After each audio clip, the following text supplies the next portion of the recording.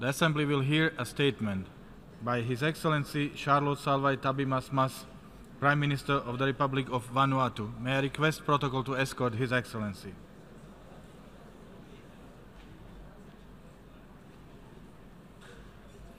I have great pleasure in welcoming the Prime Minister of the Republic of Vanuatu, His Excellency CHARLOT SALWAI TABIMASMAS, and I invite him to address the General Assembly.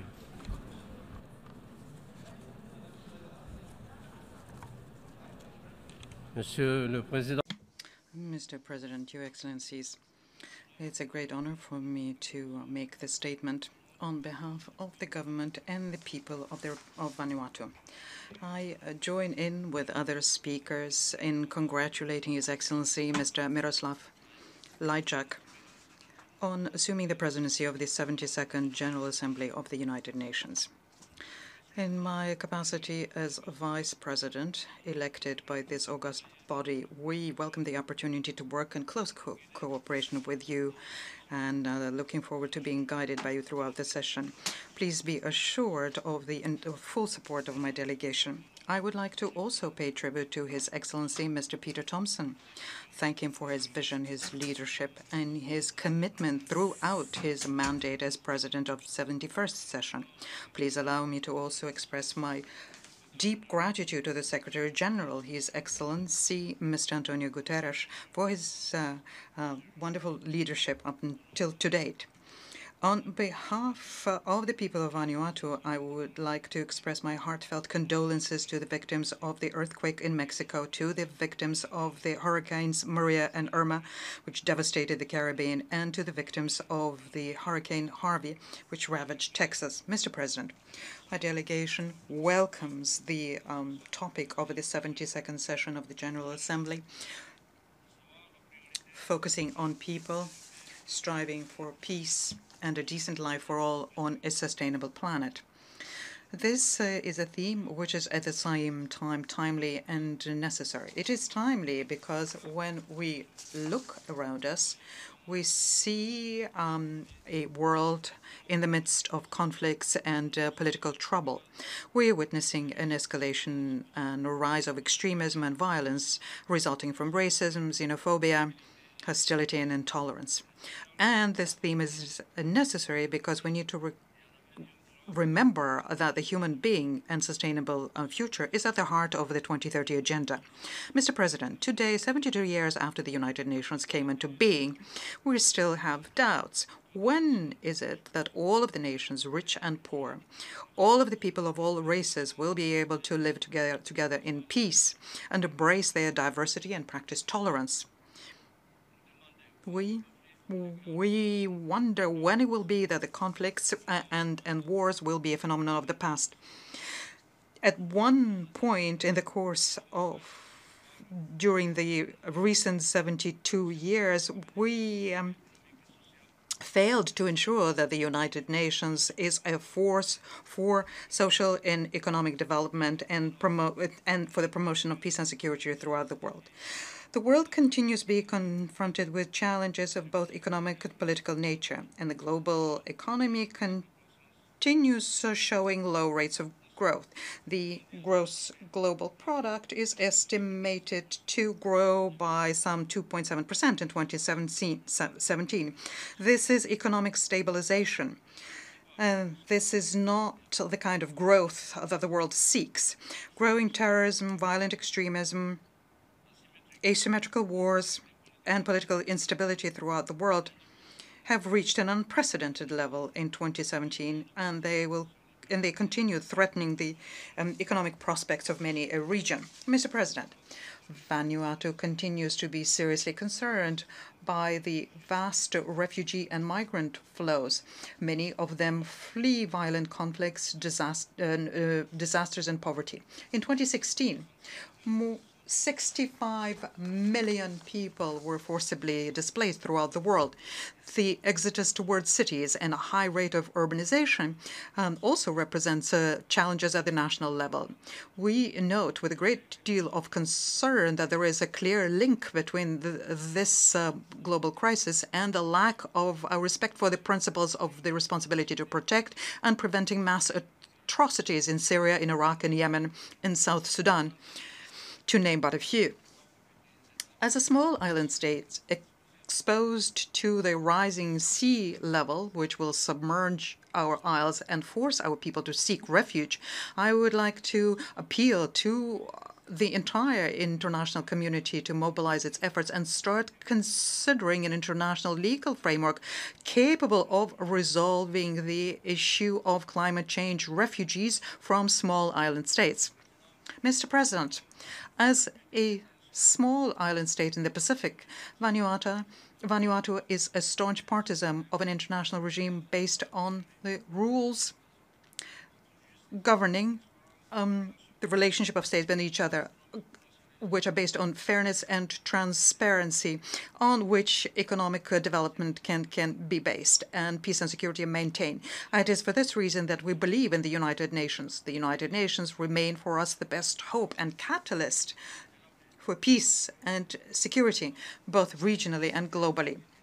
I'd like to underscore the valuable work and the potential carried out by this body in order to lift millions of people from poverty and promote and protect human rights and to create the international world that we're witnessing in the world today. However, in order to remain relevant, it is necessary to carry out strategic reforms.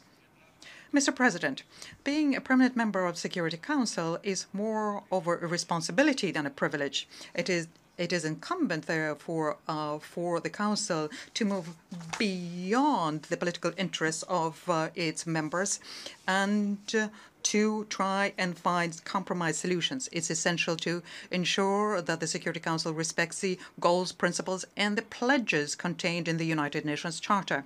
We support the reforms of the Security Council which reflect the current geopolitical trends and provide for a more fair regional representation, as well as a reform of the PKOs within the UN in order to enable us to better prevent and resolve conflicts in the world and to better protect civilians.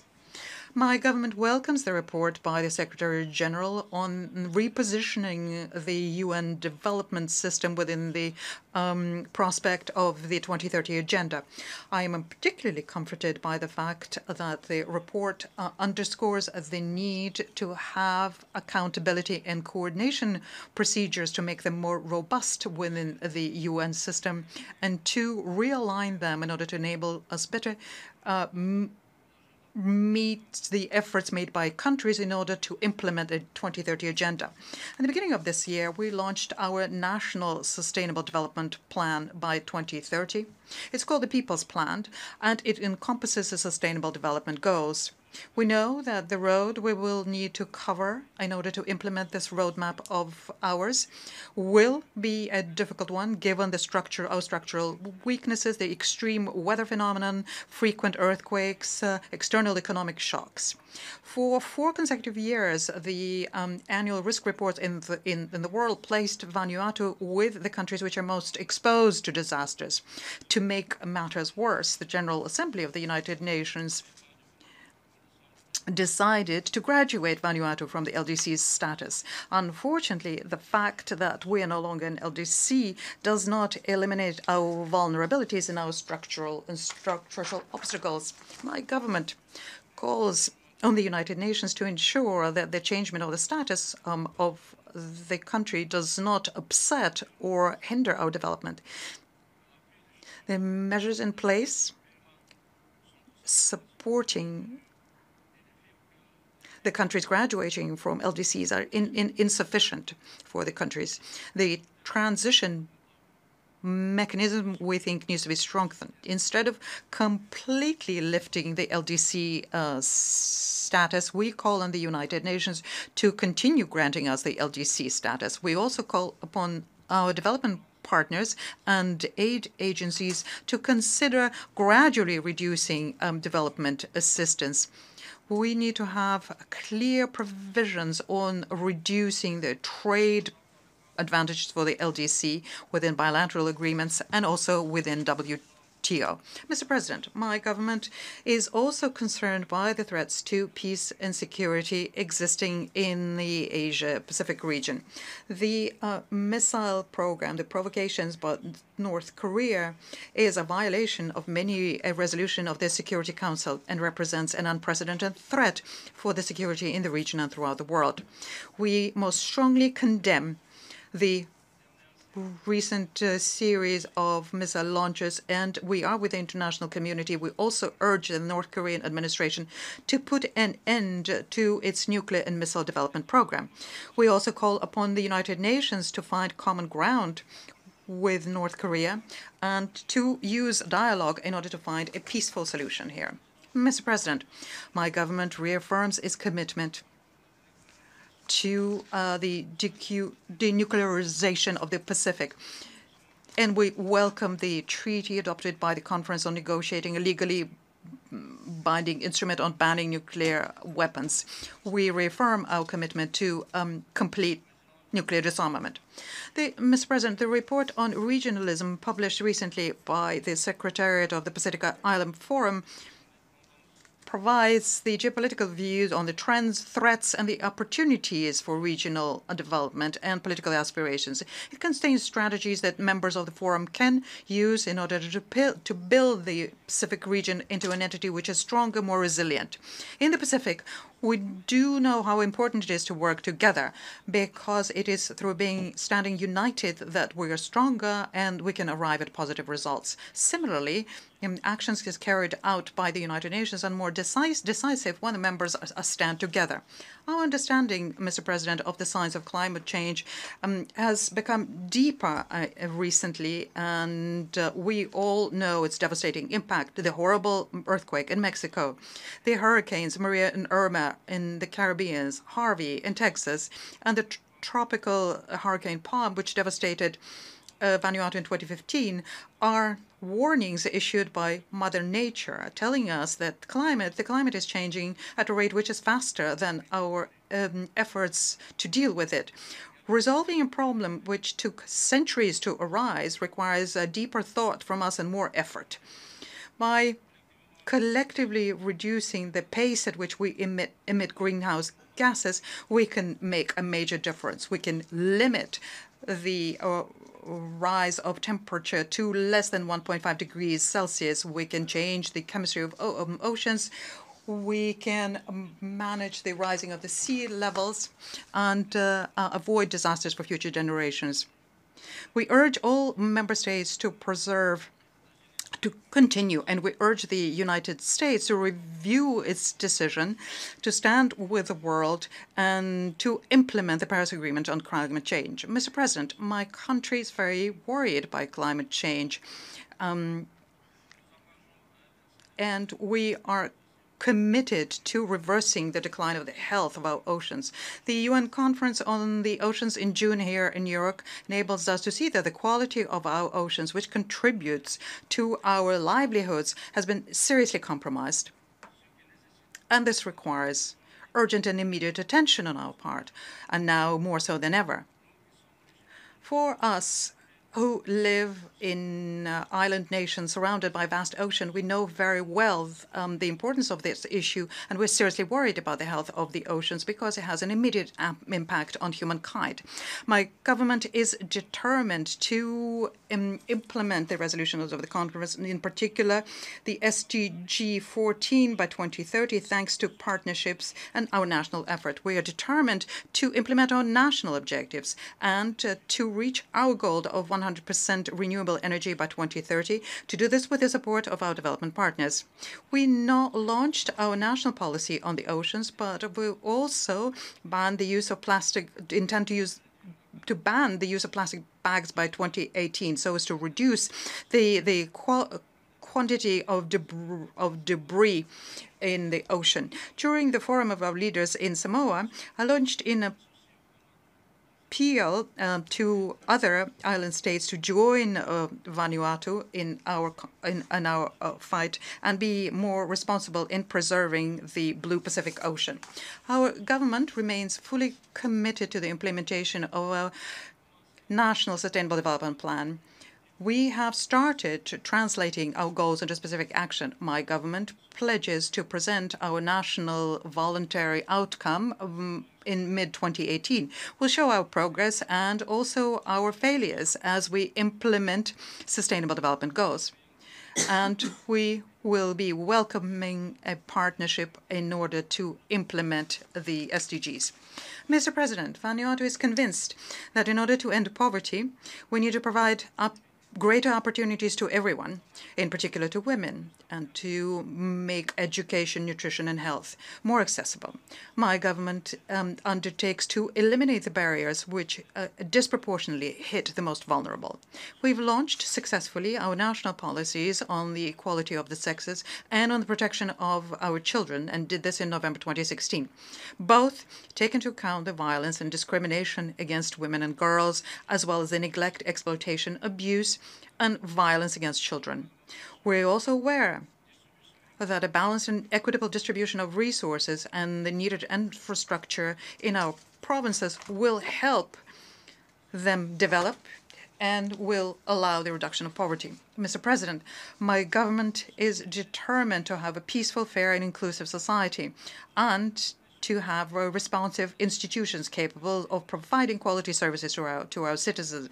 We work with our partners, our development partners, in order to improve the resilience of adaptation capacity of our people to climate change and natural disasters.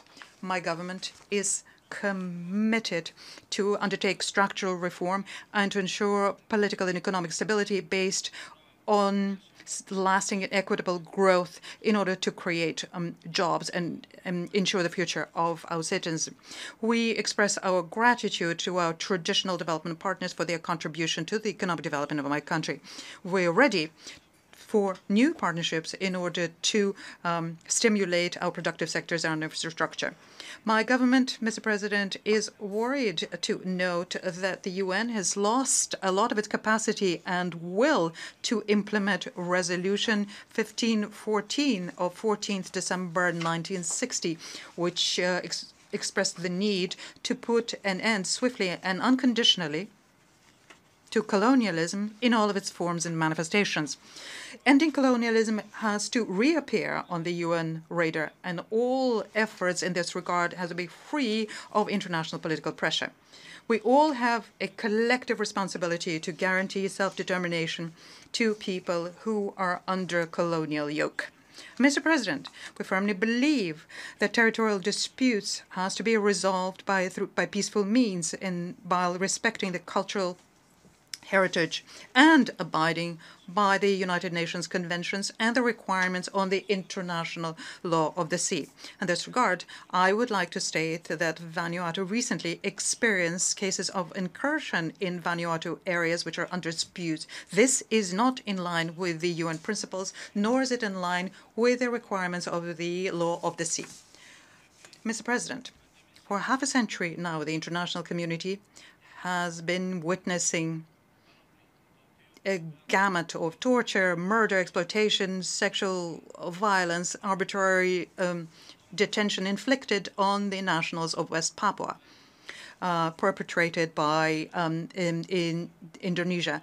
But the international community turned a deaf ear to the appeals for help. We urge the Human Rights Council to investigate these cases. We also call on our counterparts throughout the world to support the legal right of West Papua to self-determination and to jointly with Indonesia put an end to all kinds of violence and find common ground with the nationals to facilitate putting together a process which will enable them to freely express their choice. Mr. President, I would like to get back to the principles in the Charter of the United Nations to reaffirm that we believe in the fundamental rights of human beings, in dignity and worth of the human person, and in equality of rights between men and women and nations large and small. I think that all have an obligation to work together in order to lift the economic, trade, and financial embargo imposed on the Republic of Cuba.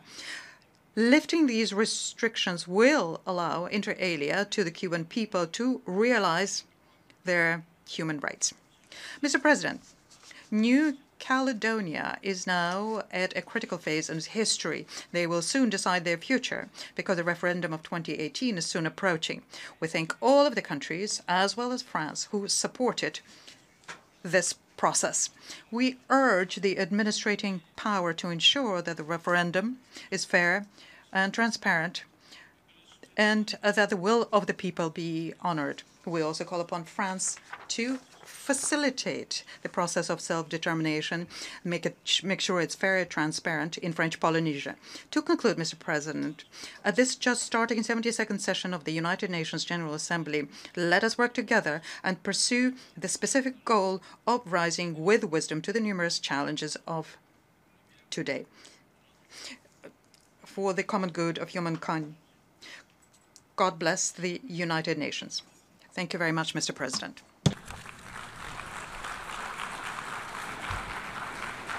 On behalf of the General Assembly, I wish to thank the Prime Minister of the Republic of Vanuatu for the statement just made, and I request protocol to escort His Excellency.